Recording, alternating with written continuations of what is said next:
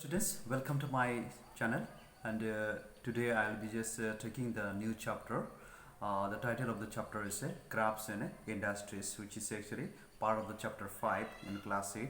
So here basically we will be talking about the how this pre-British India actually the things actually happened at the time, and then followed by like a decline of Indian industries during the British period, and also we will be talking about the industrial growth during the 20th century, and there is some case study on the textile. So these are the few points we will be talking about. So right now we have the industries which is actually before the British arrival, how this industries actually were functioning, and how far it was actually earned huge income from the different countries. Okay, so we will be talking about this one. So let us know here. So before the British coming, you know what happened. The industries in India, produce like a fine quality of cotton. So that is we have already seen in different chapters, and we can find also the silk, then precious stones, and different handicrafts items on a large scale at the time. And these are the actually the goods actually had the great demand in Western countries and all. And of course the it has been also occupied the foreign markets. So here you can have the great demand, and also we can see that there are people actually liking very much, and it was designing such a way that which machine can't do. So that kind of like discussion we have seen in earlier days. Okay, so here the European actually traders made a huge profit by selling Indian goods in the Europe country, and European powers also such as the like British and the French and the Portuguese fought with each other to establish their monopoly over the lucrative trade with India.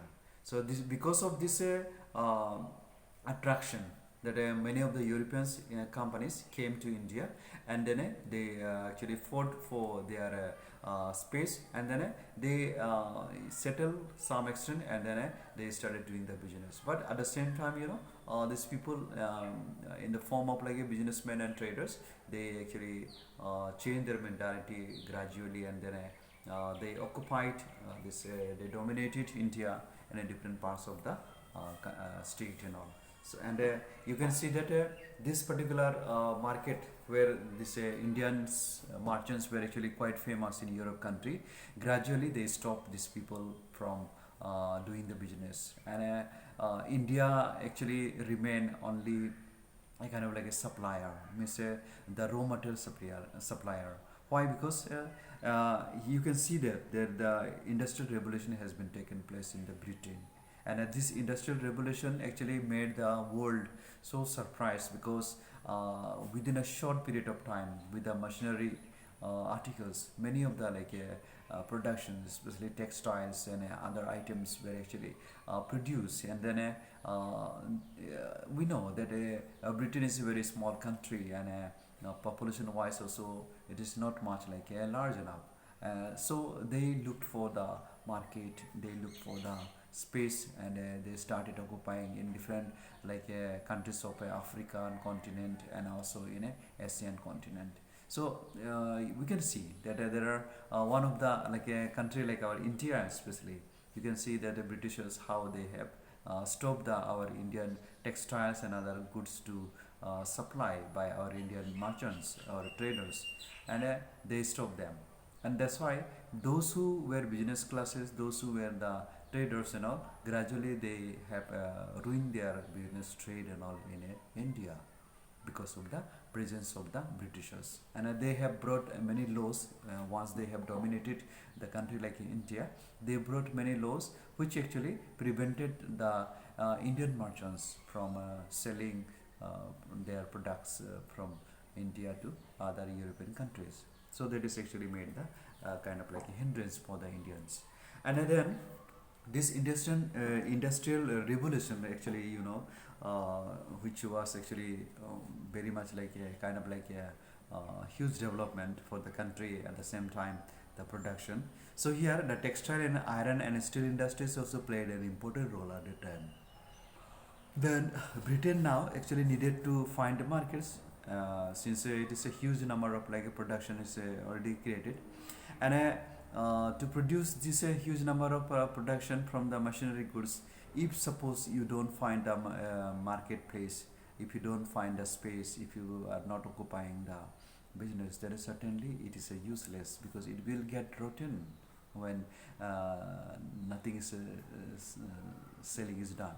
So therefore, the Europeans especially, they looked for the different like places, and they initiated, they took the initiative in a different parts of the world, and then by hook and crook they started dominating the areas, and then they started creating the this market for themselves, and then they started earning.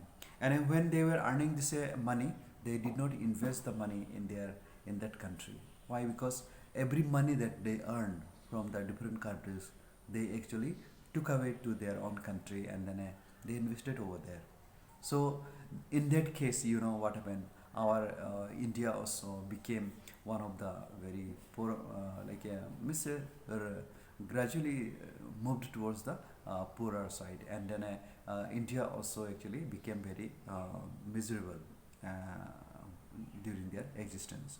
So Indian textiles, actually had a very big space in the world trade, or in the world market, because we know that Indian textiles are actually very fine quality, very good quality, and this quality is not found in the machine, and whatever the design, whatever the skill that the people had at the time, especially in Indian artisans and craftsmen and all, how they have designed this kind of design is not seen in the machine made one. So therefore, it has a big demand for the clothes and textile and all. So you can see that Indian textiles were actually exported to Southeast Asia, especially like Java, Sumatra, and Penang, and also you can find Central and West Asia. And here you see Lucknow, Agra, Banaras, Ahmedabad, Multan, then Dhaka and Surat were also major centers of textile production in India. So you can find that. And in Britain, the name called calico and calico and muslin were in huge demand. So that is the Indian textiles. And from the 16th century, the Europeans traders actually took Indian textiles to the European markets, where they became very popular, because they were buying the Indian product from India, and then they were taking to their own country, and then selling it to their own country. Okay. And then East India Company traders bought Indian textiles at a very low price, and then made huge profits by selling them in the European markets. And you can see that however, you can see that there is a development in the Britain industries and all, but this post-industrial revolution, actually the English textiles industry demanded a ban on the import of Indian textiles gradually, since if the Indian textile could have been sold in the Europe market, then their production will be getting rotten. So that is the how this idea actually came to their mind. So we can understand. So the calico, which we have already seen, calico and muslin, this is very huge demand in Britain, especially at the time, and so it became very popular at the time. And the East India Company traders actually bought Indian textiles at a very low price, and they sold it in their own country in a high price, and they gained a lot of profit. So that one we can see there. And so therefore these are the few things that we have seen, especially in the Indian textiles, how it was actually world famous and created the especially in the world market. Okay, then again we have got another things we can find, that is since our Indian products already started growing very popularity, So gradually the Britishers actually realized that if this production will continue, will supply from India to Europe country, then their product will be not be sold, their product will be not be getting the space. So therefore, what they have done, so they brought the one law called Calico Act law, which was actually started in the 1720. And according to this one, you know what happened? Banned the use of printed cotton textile, that is called chintz, in England. So they stopped this supply from India, which is known as the chintz. And focus shifted to importing raw materials from India and exporting the machine made goods to the Indian markets. So from their own country, they started bringing the different what called the machine made goods, and they started supplying in India, and from India they were earning the money. And they made India a kind of like a country where the raw material only can supply, that were also in the cheap price. So therefore, when this supply was actually taking place, so you can understand that a lot of areas, lot of land was actually used for the different purposes. Of course, we can understand in the previous chapter we have learned the taxation system, where they applied a taxation system they imposed even, and they ruined the backbone of our Indian pigeons and all. But at the same time, they occupied the huge areas where they can earn a lot of money by like a different like a cultivation, like a jute, or maybe sugar cane, or tea plants, or indigo, or coffee, which is basically actually cash crops, which is known as the cash crop, of course. So these are the things. And you know, whatever the law they have brought from their country, and then they applied in India, it is just to stop our Indian business and traders to move away from India to Europe country for their business and all. And that is the actually ruin the backbone of our Indian farmers, at the same time the business and traders. Okay, so then the Charter Act of 1813 actually what happened, opened the Indian market to non-East Indian company traders as well.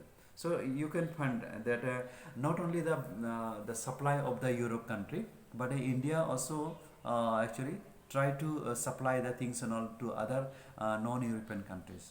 So if only India could have been dependent on the European country, then is maybe India could have been died a long back ago.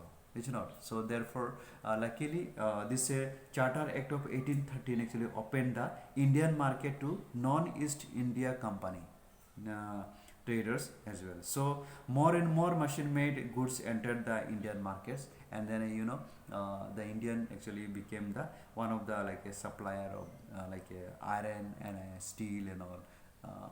Even during the World War and all, we will be talking about that. And most of the earning what they have done from India. So these are the all actually earnings were not actually invested in India, and due to that, the Indian business and Indian people were actually very much ruining. Means they were moving towards the declining side. It means many of the areas, many of the people were actually lacking the money, lacking the so many things, because the money was not invested in India itself. So the money and gold and jewelry, whatever were found, it has been taken to Britain, England, and then they heaped up their wealth there in their own country. So that's why it is actually known as the drain of wealth. Now this particular incident is actually observed by who? You have to understand that this particular things that was happening at the time was observed by one nationalist leader, that is Dadabhai Naoroji. He has been the person, the first time he noticed that this is the things are happening in India, and this is a very bad sign. Okay, so when the drain is taken, the wealth is taken to the other part of the world, then if the money is not invested in the country, then it is a very different a situation will be occurring. So therefore, you can understand that many of the oppressive method they actually applied in India, and they try to harass people, and they stopped the people, and a lot of like exploitative methods they applied. And this is the actually character. We can understand that the character of this Britishers actually very exploitative character. We can see that you destroy, you ruin that country, and you as much as possible you sucked up everything, you squeeze everything, and then carry away to your own country. So that is the mentality. Even today we can find that how this a dominant mentality they have got even today. Even though we have been already got the independence from them, uh, maybe due to the different people, we got the independence, and yet you can see that this independence is not like a they didn't want, actually they didn't want, and still they want to dominate. And perhaps there are many of the like leaders were there at that time who were actually doing the kind of like secretly their what called messengers, they were a spy. Many of the Indian people, Indian leaders were there who were actually becoming the a kind of like a left hand, right hand of these Britishers. And that's why many of the people were dying. Today we can hear about the different that agitation massacre has been taking place in India, especially like Jallianwala Bagh 1919, then Bhagat Singh, then many other revolutionaries. These are the all actually information was given by our Indian leaders only. There are some of them were very much like close to these Britishers. So that is we can find in the history, but those things are not mentioned in the history. So because if they will mention means what we will come to know the black the activity that was actually done by our Indians for these people, and that's why they were successful. If our Indian could have been not supported, if Indian some of the our Indians could have been not supported, then you can find that no other Europeans will be successful, or no other people will be say coming into flying color in India. Why? Because it is a vast country, it is a huge country, and it is full of natural resources. But because of our Indian, some of the leaders who actually supported these Britishers, and that's why we can see that whoever has been sacrificed died. One who has raised up the gun, he also was Indian, and one who received the bullet, he also was Indian. So that is the thing we can see in India, what all the things are happening. So therefore, a lot of oppressive policies they applied, a lot of exploitation is done, and whatever the business and trade were there in India, they actually destroyed everything. And their plan was to destroy such kind of things in India. That is the plan they had. So therefore, whatever the barren land, whatever the forestry land, wherever the Adivasis and OBC and tribals were actually existed, those are the lands actually they deprived of. They chased them away from their existing areas, and then they have already given those land for the this industrialists, and then they build up the different like tea, jute, and sugar cane and indigo plantation, and they earned a huge amount of money. Today most of the companies you can see having the jet, they have got their private plane. Why they can earn this much, why they can have this kind of things, because they are profit, they are getting a huge profit, and without profit no other companies will be working in any part of the world. So therefore we can understand these are the things we have to very carefully we have to do.